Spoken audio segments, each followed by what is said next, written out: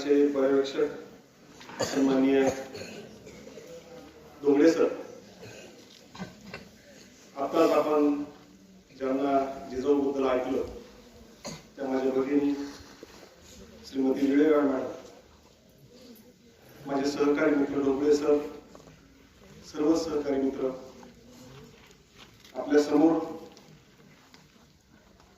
राजमाता जिजाऊच्या भूमिकेत त्या समोर बसलेल्या आपल्या शाळेच्या कन्या आहेत, त्या सर्व विद्यार्थी बंधू भगिनी, विद्यार्थी मित्रांनो, आज दोन थोर व्यक्तींबद्दल आपण या ठिकाणी विद्यार्थ्यांनी दिलेल्या माहितीला आपण ऐकलं. अनेक विद्यार्थ्यांनी माँ जिजाऊ आणि स्वामी विवेकानंद अर्थात नरेंद्रनाथ दत्त यांच्याबद्दल आपण माहिती दिली. दोन थोर व्यक्ती आपण या ठिकाणी आपल्या समोर ज्या प्रतिमा आहेत, या दोघांच्याही प्रतिमेला मी वंदन करतो आणि पुढील काही मिनिटे मी आपल्या समोर व्यक्त करतो. विद्यार्थी मित्रांनो, एकीने तलवारीला संस्कार दिले, जिने तलवारीला संस्कार देणारी ही आमची जिजाऊ माता, आणि दुसऱ्याने काय केलं पहा, ज्याने विचाराला दिशा दिली असे आमचे स्वामी विवेकानंद. विद्यार्थी मित्रांनो, एकीने राज्य घडवलं त्या आमच्या माँ जिजाऊ, आणि दुसऱ्याने राष्ट्र जागे केले. उठा, जागे व्हा आणि ध्येय प्राप्त होईपर्यंत थांबू नका. Stand up, be bold and be strong and take the whole responsibility on your own shoulders. उठा, सगळ्या जबाबदाऱ्या तुमच्या खांद्यावरती घ्या आणि ध्येय पूर्ण होईपर्यंत तुम्ही थांबू नका. विद्यार्थी मित्रांनो, एक कवी असं म्हणतोय,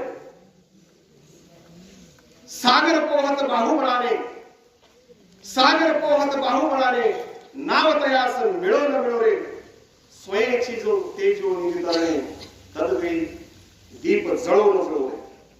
ओळख जास पटली स्वतःची, ओळख पटली जास स्वतःची, वेद तयास कळो न कळो रे. हे वाक्य स्वामीच्या बद्दल या ठिकाणी अगदी फिट बसतात. विद्यार्थी मित्रांनो, एक शायर म्हणून गेला जिजाबाईबद्दल, किसी की पेट से सांप पैदा होता है, किसी की पेट से सांप पैदा होता है, किसी के पेट से बाप पैदा होता है.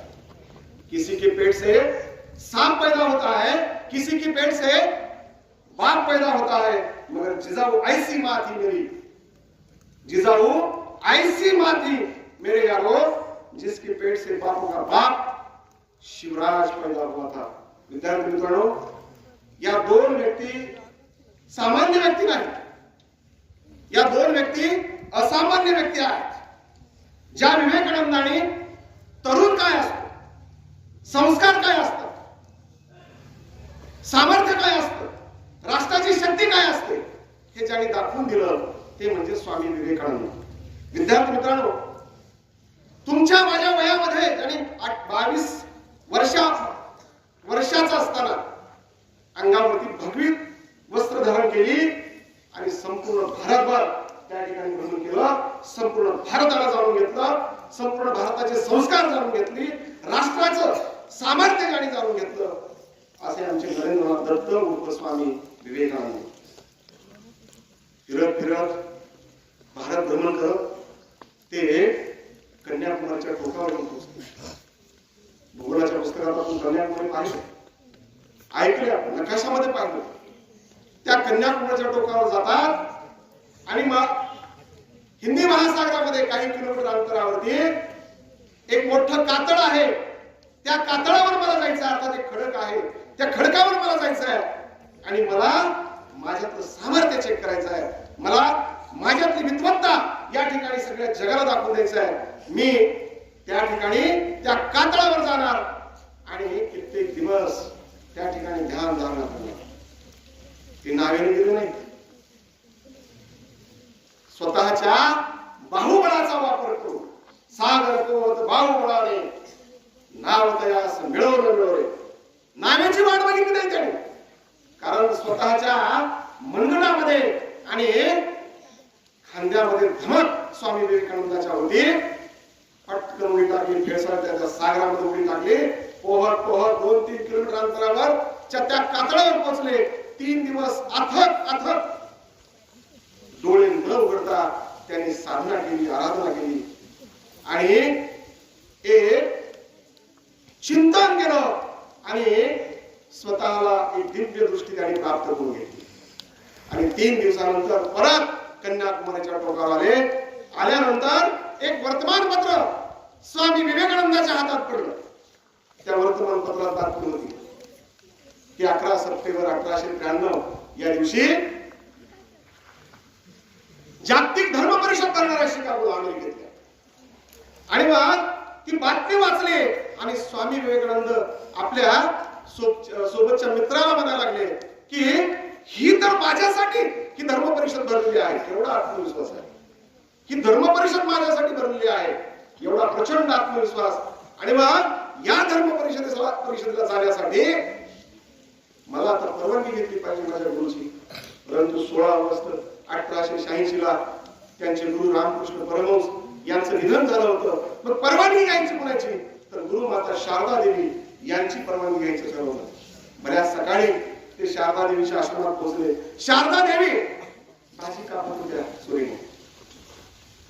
आणि मग स्वामी विवेकानंद म्हणतात की माते 11 सप्टेंबर 1893 ला एक जागतिक धर्म परिषद करणार आहे आणि त्या धर्म परिषदेमध्ये मला स्वतःला सिद्ध करायचं आहे.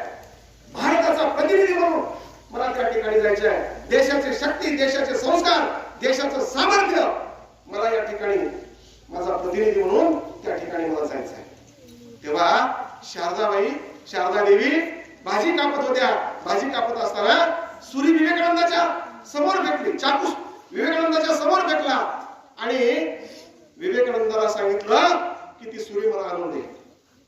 कुठल्याही क्षणाचा विचार न करता स्वामींनी विवेकानंदाने शारदा देवीच्या हातात ती सुरी दिली आणि सुरी देऊन विचारलं की माते, मी सुरुवातीला तुम्हाला परवानगी मागितली, तुम्ही परवानगी दिली नाही, परंतु ही सुरी माझ्याकडे का फेकली आणि फेकून मला त्या ठिकाणी जाण्यासाठी परवानगी दिली. तेव्हा ती सुरी देत असताना सुरी दिल्यानंतर शारदा देवी म्हणतात की विवेकानंदा, तू जागतिक धर्म परिषदेला जाऊ शकतोस. तेव्हा कारण विचारल्यानंतर हे बघ विवेकानंदा, सुरी देताना सुरीचं पात तुझ्या पोटाकडे होतं आणि सुरीची मूठ माझ्या पोटाकडे होती. जगाचं सर्व दुःख जो स्वतःच्या पोटामध्ये घेतो तोच संदेश आता तुला भारताकडून त्या शिकागोच्या धर्म परिषदेमध्ये द्यायचा आहे. म्हणजे एवढं दुःख पचवून देखील तू जगाला संदेश देऊ शकतोस. आणि म्हणून त्या धर्म परिषदेला विद्यार्थी अगदी विवेकानंद तुम्ही जाऊ शकता. आणि म्हणून या ठिकाणी गुरुमातेचं दर्शन घेतल्यानंतर 11 सप्टेंबर 1893 ला ज्या शिकागोच्या धर्म परिषदेमध्ये स्वामी विवेकानंदांनी सर्वात शेवटी भाषण केलं आणि भाषण करताना 2च शब्द बोलले, ज्या शब्दामुळं त्या शिकागोच्या धर्म परिषदेमध्ये जेवढे म्हणून काही सगळ्या धर्माचे विद्वान, पंडित, संत, आचार्य, महंत हे सगळे आले होते. सगळ्यांनी उभा राहून स्वामीजीला स्टँडिंग ओवेशन दिलं आणि हे टाळ्यांचा एकच गडगडाट झाला. विद्यार्थी मित्रांनो, संत ज्ञानेश्वराच्या भाषेत जर बोलायचं म्हटलं तर हे विश्वाची माझे घर, हे विश्वाची माझे घर, ऐशी मती जयाचीच दिलं. हे ज्ञानेश्वरांनी विद्यार्थी मित्रांनो शिकवलंय. आणि त्याच ज्ञानेश्वर माऊलीचा संदेश घेऊन संपूर्ण जगाला हिंदू धर्म हा काय किती श्रेष्ठ आहे हे सांगण्याचं कार्य स्वामीजींनी केलं. आणि पहिलं वाक्य त्या धर्म परिषदेमध्ये बोललं की माय अमेरिकन ब्रदर्स अँड सिस्टर्स. 2च शब्द, माय अमेरिकन ब्रदर्स अँड सिस्टर, माझ्या अमेरिकन भावानो आणि बहिणो. म्हणजे परक्या माणसाला, परक्या स्त्रीला भाऊ आणि बहीण मानण्याचे जे संस्कार, सामर्थ्य हे भारतीय संस्कृतीने अर्थात हिंदू धर्माने त्या ठिकाणी शिकवलेलं आहे. भाषण संपून ते जेव्हा व्यासपीठावरून खाली उतरतात आणि बाहेर पडत असताना एक तरुणी गाठ पडली आणि तरुणी म्हणायला लागली की स्वामीजी मुझे आपके साथ शादी करनी है, मैं आपको बहुत चाहती हूं, मला तुमच्याशी लग्न करायचं आहे. तेव्हा लग्न करण्याचं कारण स्वामीजींनी विचारलं की का लग्न करायचंय. की स्वामीजी हा स्वामीचा फोटो जर बघितला कुठल्याही माणसाचं मन त्या व्यक्तीकडे आकर्षित होऊन लक्षात ठेवा. तो चेहरा ते डोळे जर आपण पाहिलं तर प्रत्येक स्त्री या व्यक्तीकडे आकर्षित झाल्याशिवाय राहणार. आणि म्हणून त्याच अमेरिकन तरुणीने जेव्हा लग्न करायची इच्छा व्यक्त केली तेव्हा स्वामीजीने विचारलं की कारण काय लग्न करण्यासाठी माझ्यासोबत. तेव्हा ती तरुणी म्हणायला लागली की स्वामीजी आपले डोळे किती तेजस्वी आहेत, आपले डोळे किती ओजस्वी आहेत, आपला चेहरा किती तेजस्वी आहे, आपला चेहरा किती ओजस्वी आहे, आणि मग आपल्या सुखी संसारावर एक जे फूल निर्माण होईल तो किती तेजस्वी असेल, तो किती हुशार असेल. तेव्हा स्वामीजी एक क्षणाचा विचार न करता त्याला म्हणायला लागले, त्या तरुणीला म्हणायला लागले की माझा धर्म म्हणून आता परवानगी देत नाही. मी भगवी वस्त्र धारण केलेले आहेत, मी भोगापासून दूर गेलोय, मी त्याचा त्याग केला आहे आणि त्यामुळे मला परत संन्यासातून परत या ठिकाणी गृहस्थ आश्रमामध्ये मला माझा धर्म परवानगी सांगत नाही. एक कर, आपण जर विवाह केला, विवाह झाल्यानंतर लग्न झाल्यानंतर पुत्र व्हायला 9-10 महिने लागतील, तेवढ्या वेळ कशाला वाट बघत बसायची. तूच मला मुलगा मानला म्हणजे तू माझी आई आणि मी तुझा मुलगा. आणि मग ती भगी निवेदिता, तिचं नाव वेगळं होतं, तिनं स्वतःचं नाव बदललं, निवेदिता असं तिचं नामकरण केलं स्वामी विवेकानंदांनी.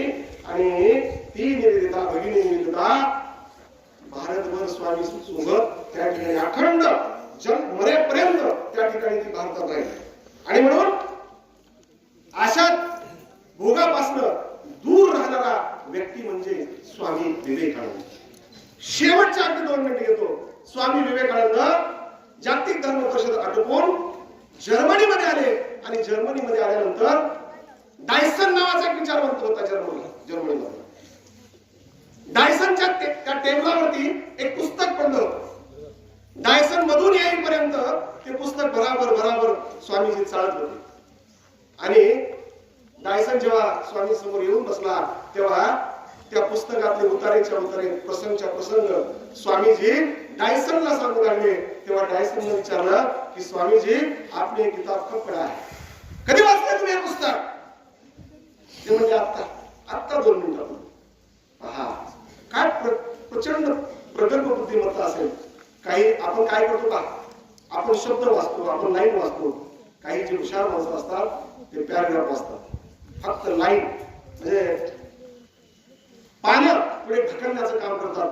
पानावर एकदा नजर मारली की त्यांना ते सगळं पाठ झालेलं असतं विद्यार्थ्यांना. आणि म्हणून स्वामी विवेकानंद हा प्रगल्भ बुद्धिमत्तेचा एक फार मोठा तत्वचिंतक होता. परत एकदा या दोघांच्याही प्रतिमेला मी वंदन करतो आणि मी माझे शब्द थांबवतो. जय हिंद.